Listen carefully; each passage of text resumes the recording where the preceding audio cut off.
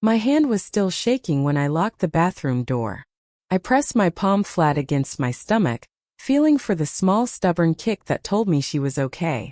Behind me, through 3 inches of hollow wood, I could hear the party still going, glasses clinking, someone laughing too loud, the DJ fading one song into the next like nothing had happened.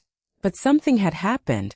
90 seconds earlier, my own sister had stood over a 5-tier wedding cake with a silver knife in her fist, turned toward me in front of 200 guests, and pointed the blade at my belly like it was the punchline to a joke only she understood.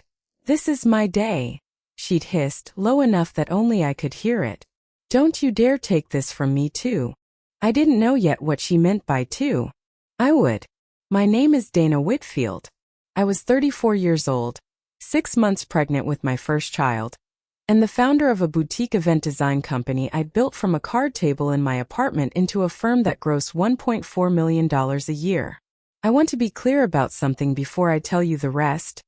I didn't grow up rich. I grew up sharing a bedroom with my sister, Renee, in a 2-bedroom rental in Ohio, and I spent my 20s working 3 jobs and sleeping 4 hours a night so that one day I wouldn't have to ask anyone for anything. By the time Renee got engaged, I had $340,000 sitting in a business reserve account, a husband named Marcus who ran the number side of my company, and a baby on the way that I had waited 11 years and 2 miscarriages to carry past 20 weeks. Renee asked me to design her wedding for free.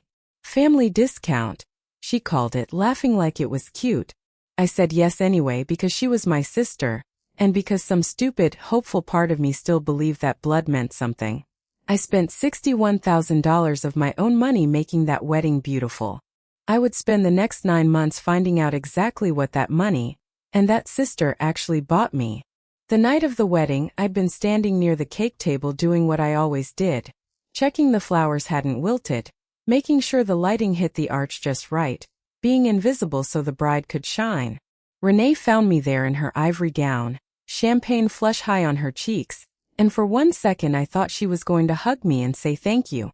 Instead, she leaned in close enough that I could smell the champagne on her breath and said, "You couldn't just let me have this one thing without making it about you and your bump, could you?" I hadn't said a word about the baby all night. I'd worn a loose navy dress specifically so I wouldn't compete with her. But somehow, at 6 months pregnant, my body itself had become an insult to her. Then she picked up the cake knife, the one engraved with her and her new husband Todd's initials, the one I'd paid $340 to have custom made, and she pointed it at me. And my stomach.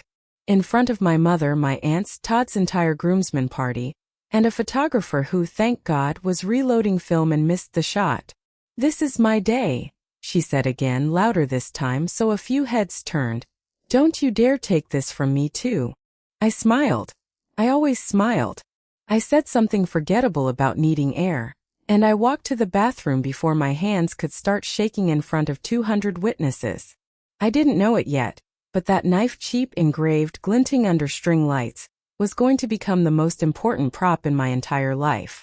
2 weeks after the wedding, I was closing out the event books when I noticed a $12,000 payment to my flower vendor that I never authorized. I hadn't sent it. Marcus hadn't sent it. But it had gone out from our business account, routed through an invoice with Renee's new married name quietly listed as the payee's authorized representative. I called our bank and asked calmly for the wire documentation. I brought it up to Renee over coffee, keeping my voice soft, my face open, like I was confused rather than certain.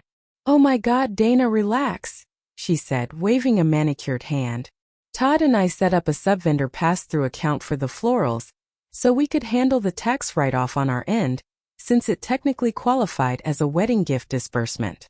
It's like a completely normal thing accountants do. You wouldn't get it, you're not a numbers person."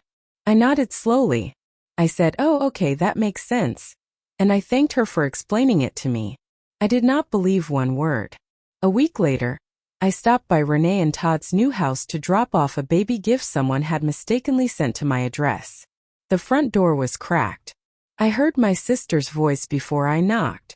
"She's such an easy mark," Renee was saying, laughing. "Dana's been so guilt-tripped about being the successful one her whole life that she'll sign anything if you cry at her a little." I could ask her for the deed to her house right now and she'd probably hand it over just to keep the peace. Todd laughed. As long as the LLC transfer clears before the baby comes, we're golden.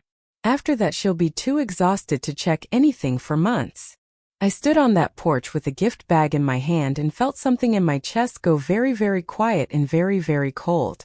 That night I didn't confront anyone. I opened my laptop instead. I pulled every login history for our shared business software. The platform Renee had helped me set up years ago, back when I trusted her enough to make her an emergency admin on the account, just in case. She'd used that access 4 times in the past 6 weeks. Not for florals. For something called an LLC transfer authorization. A legal document that, if signed and filed, would have restructured 30% ownership of my company into a new holding entity registered to Renee and Todd. She hadn't just siphoned $12,000. She'd been building the paperwork to steal a third of the business I'd spent 11 years building, quietly one login at a time, while calling me an easy mark through a cracked door. I asked her about the LLC document directly this time, watching her face instead of her hands. She barely blinked. Todd's a risk mitigation consultant, Dana. He does this for clients all the time. It's a protective holding structure in case anything happens to you during delivery, God forbid, so the business doesn't just collapse without a designated fiduciary. I was trying to protect your baby's inheritance. You should be thanking me. It was almost impressive. Almost. I thanked her again. I told her I felt so lucky to have a sister looking out for me. Then I went home and called a lawyer. I made a decision that week that changed everything. I was going to become smaller. Not physically, I was 7 months pregnant and getting bigger by the day, no hiding that. I mean smaller in the way people expected a tired hormonal, not a numbers person pregnant woman to be. I started slouching a little more in family group chats. I let my texts run long and rambly, full of exclamation points and typos I never would have sent before. I told my mother loudly enough for it to travel that I was so overwhelmed lately, I can barely keep the business straight. Thank God Renee's been helping. At dinners, I let Renee finish my sentences. I let Todd explain basic financial terms to me that I understood better than he did, nodding along wide-eyed, one hand resting on my belly like I could barely think past the pregnancy fog. Inside, I was doing the opposite of falling apart. I was documenting everything. Every text, every login timestamp, every protective holding structure email, printed and dated and locked in a fireproof box at my lawyer's office. Let them think I'm not watching, I told myself each night, lying awake next to Marcus, one hand on my stomach. People don't hide their crimes from someone they've already decided is too weak to notice them.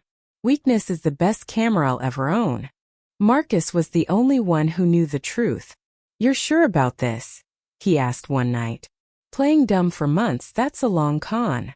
She pointed a knife at our daughter, I said. I can play dumb for as long as it takes.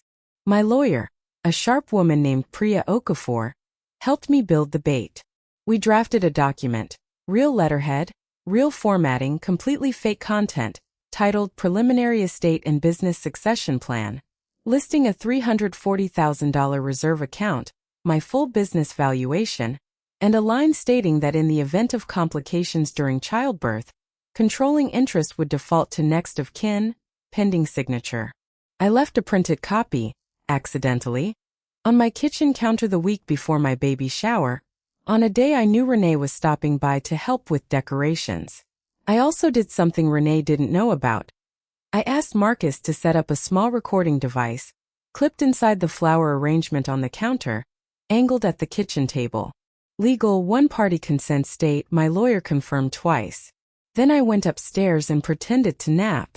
I lay on my bed with my phone under the pillow, buzzing softly every time the recorder app confirmed it was still capturing audio. My heart was pounding so hard I could feel it in my throat.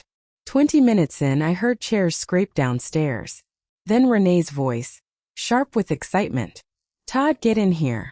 She left it right on the counter. I heard pages turning. I heard Todd whistle low. I heard my sister say the words that would end her marriage, her freedom, and her place in my life, all in one breath. Once the baby's born and she's out of it for a few weeks, we forged the succession trigger. Nobody checks a postpartum woman's signatures that closely.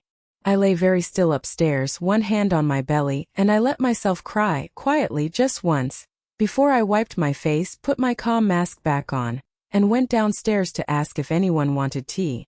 The baby shower was 3 weeks later. 40 guests, a backyard full of white balloons, and a cake, because apparently my family could not celebrate anything without one. Sitting on a table near the gift pile, Renee showed up in a dress almost identical to mine, coincidentally, and spent the first hour loudly telling guests how much she'd basically run this whole shower single-handedly since Dana's been so out of it lately. Todd made a toast. He raised his glass and said with a grin I now understood completely, "To Dana, who's always been better at spending money than managing it. Lucky she's got family who actually understands business." A few people laughed, uncertain. I smiled, stood up slowly, one hand under my belly, and asked if I could say a few words. I did not raise my voice. Not once. "I want to thank everyone for coming," I said. "And I want to thank my sister especially for everything she's done for my business over the past 2 months." Renee smiled, basking in it. Like the unauthorized $12,000 wire transfer she routed through a fake florist invoice. I continued, still calm, still smiling. "And the LLC ownership transfer she tried to file using admin access I gave her 4 years ago, out of love, back when I trusted her. And the forged succession document she and Todd discussed forging in my own kitchen, 3 weeks ago, while I was upstairs, recording every word." The backyard went dead silent. "I have the wire records," I said, counting off on my fingers, slow and deliberate. "I have the login history. I have the audio. And I have copies with my lawyer, my bank's fraud division, and, as of yesterday, the county prosecutor's office." Todd's face had gone the color of the tablecloth. Renee started to laugh, high and brittle. "This is insane, you're being dramatic, you're pregnant. You're clearly not thinking straight." "I'm thinking more clearly than I have in 11 years, I said. 2 men in plain clothes stepped out from the side gate. Detectives Priya had arranged to be nearby, ready to serve papers the moment I gave the word, since a formal fraud complaint was already filed. They didn't cuff anyone in front of my guests. They didn't need to. They simply asked Renee and Todd to step aside to discuss some paperwork irregularities, and the color drained out of both their faces in real time. Renee lunged for the fake succession document on the gift table, maybe to burn it, maybe just to hide it. I got there first. I picked up the cake knife sitting beside it, the same style of knife, cheap and engraved, that she'd once pointed at my belly, and I didn't point it at anyone. I used it to cut the fake document clean in half right there on the table in front of everyone. "This is my day," I said quietly, echoing her own words back at her for the first time in 9 months. "Mine and my daughter's. You don't get to aim anything at either of us ever again." Within 48 hours, Renee was formally charged with wire fraud and attempted forgery of a corporate ownership document. Her bail was set at $15,000.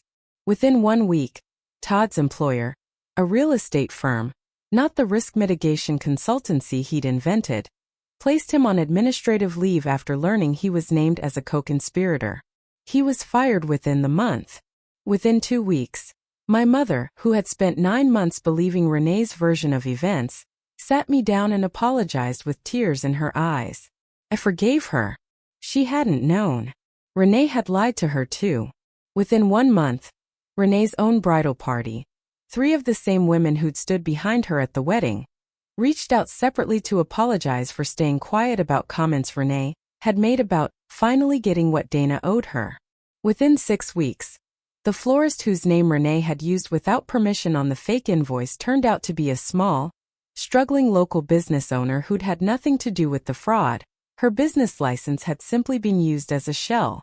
I personally paid her $2,000 in referral consulting fees to cover the legal cost of clearing her name, and I sent every future client I could her way. She cried on the phone. She hadn't done anything wrong. She'd just been convenient collateral in someone else's scheme, and I wasn't going to let her pay for that. Within 3 months, Renee pleaded guilty to a reduced charge in exchange for restitution, $73,000 total, covering the wire fraud and my legal fees. Todd was charged separately for his role in drafting the forged succession document and received probation and a fine. My business, meanwhile, closed out the following quarter at $1.9 million in revenue. $500,000 higher than the year before, mostly because the story of the fraud, once it became public through the court filing, brought me more high-end clients than I could take on. People who wanted the woman who'd caught her own sister trying to steal her company. My daughter Josie was 3 months old on the night Renee showed up at my door. It was raining, the kind of cold October rain that turns your bones to static. I heard the doorbell through the baby monitor before I heard the knock. When I opened the door, Renee was standing on the porch in a jacket 2 sizes too big. Todd's probably one of the only things she had left. Soaked through, her makeup gone, her hands shaking. "Dana, please. I have nowhere else to go. I just need a place to stay for a few weeks. I'll do anything. I'm your sister." I stood in the doorway with Josie's monitor light blinking softly behind me, and for 1 second some old tired part of me, the part that used to hand things over just to keep the peace, flickered. Then I thought about a cake knife pointed at my belly. I thought about a cracked door and the words "easy" mark. I thought about a fireproof box full of proof that my own sister had planned to forge documents while I recovered from childbirth. "You had a sister who built you a $61,000 wedding for free," I said quietly. "You had a sister who would have given you anything you asked for honestly. You chose to try to take it instead. That's not a mistake, Renee. That was a decision. And I'm not making the mistake of trusting you with mine again." I closed the door. Gently. No slam, no shout. Just a quiet click of the lock. Marcus was standing behind me in the hallway, Josie asleep against his chest. He didn't say anything. He just reached out and took my hand, and for the first time in 9 months the house felt completely permanently quiet, the good kind of quiet. "We're okay," he said. "We're better than okay," I said. "We're free." Here's what I learned. The people who are most certain you're too weak to notice them are usually the ones giving you the clearest view of exactly who they are. Never mistake someone's calm for confusion. Sometimes calm is just patience with a very good memory. Family doesn't get a free pass to hurt you just because you share a last name. Boundaries aren't betrayal. Proof isn't cruelty. And walking away from someone who tried to take everything from you isn't revenge. It's just finally peace. If someone in your life has ever aimed something sharp at you, literally or otherwise, and smiled while they did it, I want to hear about it in the comments below. If this story hit home, hit that like button, subscribe for more stories like this one, and I'll see you in the next video.